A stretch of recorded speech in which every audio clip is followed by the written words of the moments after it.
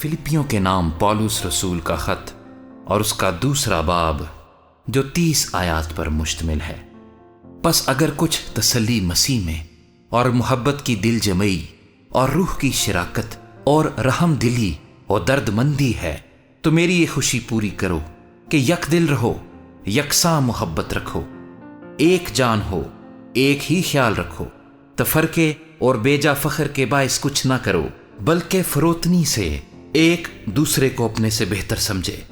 हर एक अपने ही अहवाल पर नहीं बल्कि हर एक दूसरों के अहवाल पर भी नजर रखे। वैसा ही मिजाज रखो जैसा मसीह यस्सु का भी था। उसने अगरचे खुदा की सूरत पर था, खुदा के बराबर होने को कब्जे में रखने की चीज ना समझा, बल्कि अपने आप को खाली कर दिया और खादिम की सूरत इख्तियार की और इंसानों के मुशाबे हो गया और इंसानी शक्ल में जाहिर होकर अपने आप को पस्त कर दिया और यहां तक फरमाबरदार रहा कि मौत बल्कि सलीबी मौत गवारा की। इसी वास्ते खुदा ने भी उसे बहुत सरबुलंद किया और उसे वो नाम बख्शा जो सब नामों से आला है, ताकि यीशु के नाम पर हर एक घुटना झुके, खा आसमानियों का हो, खा जमीनियों का, खा उनका जो जमीन के नीचे हैं, और खुदा बाप के जलाल के लिए हर एक जबान इकरार करे कि यीशु मसीह खुदावंद है।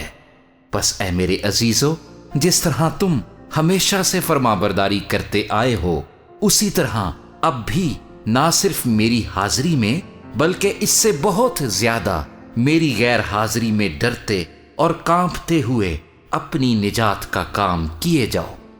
क्योंकि जो तुम में नियत और अमल दोनों को अपने नेक इरादे को अंजाम देने के लिए पैदा करता है वो खुदा है। सब काम शिकायत और तकरार बगैर किया करो, ताकि तुम बेऐब और भोले होकर टेढ़े और कजरो लोगों में खुदा के बेनुक्स फर्जंद बने रहो, जिनके दरमियान तुम दुनिया में चिरागों की तरह दिखाई देते हो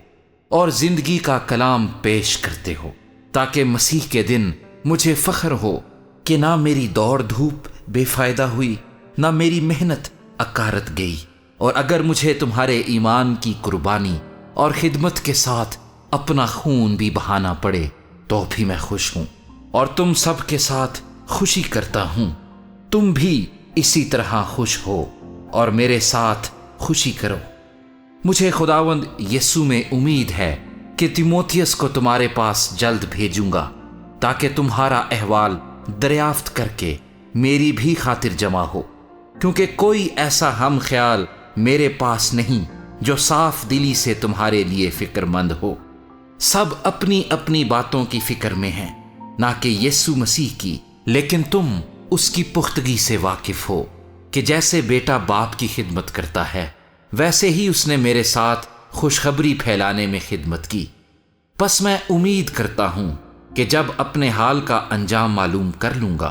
तो उसे फौरन भेज दूंगा, और मुझे खुदावंद पर भरोसा है कि मैं आप भी जल्द आऊंगा।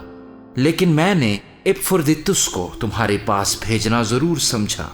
वो मेरा भाई और हम खिदमत और हम सिपाह और तुम्हारा कासिद और मेरी हाजत रफा करने के लिए खादिम है, क्योंकि वो तुम सब का बहुत मुश्ताक था और इस वास्ते बेकरार रहता था कि तुमने उसकी बीमारी का हाल सुना था। बेशक वो बीमारी से मरने को था, मगर खुदा ने उस पर रहम किया, और फकत उस ही पर नहीं बल्कि मुझ पर भी, ताकि मुझे गम पर गम ना हो।